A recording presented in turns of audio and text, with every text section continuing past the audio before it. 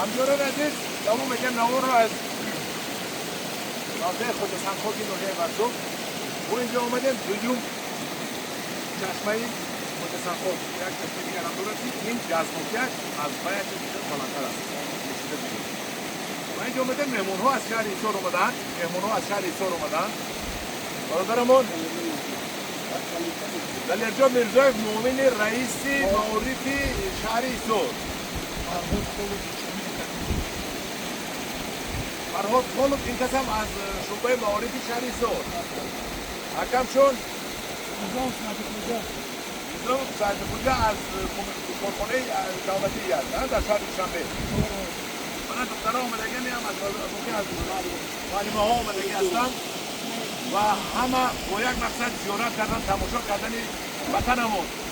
این یک توریسم حساب می‌رود یک سیاحی حساب می‌رود اومدن کوه تپه‌ها آمدن اما از این آب علاقه روز ظرف‌ها آوردگی میگیریم با میبریم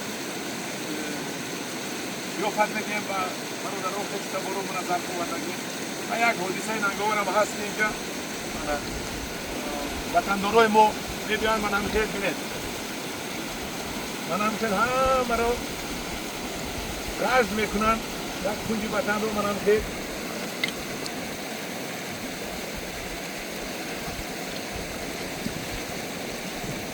زبون هم میگیرد نمیدونم چی گویم همین حالت رو دیده آوازی تازه میکنیم و همش رو همجوران عزیز بیاید با وطن ما قدامت بیاید کم تازه کنید همین دو کس غش کند یک کس تازه کند اگر باز تازه میشود انا شما درباره چی گفتنی هستید درباره وطنمون درباره زیبایی وطنمون والا گفتنید ما شما از اون میگیم که در دوران اسکولا زندگی رو وطن ما رو که منظره خود جلوی درستی آب میرن شماری دیگر میدیم برای از زمین خود طبیعت همین نعمتی به‌بها موجودی برای ما بندگانش اتفاق است ما با اینجا مشکلی در اینجا در چی بود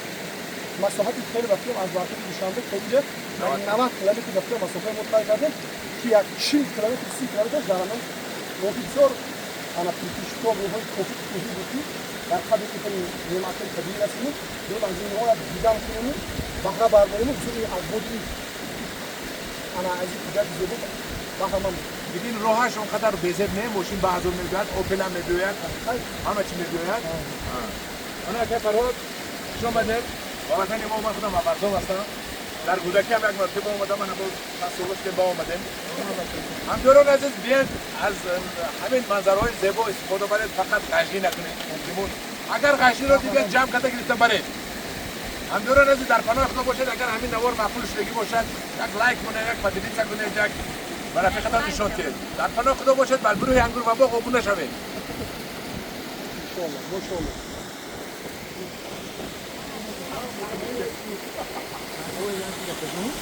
Basta,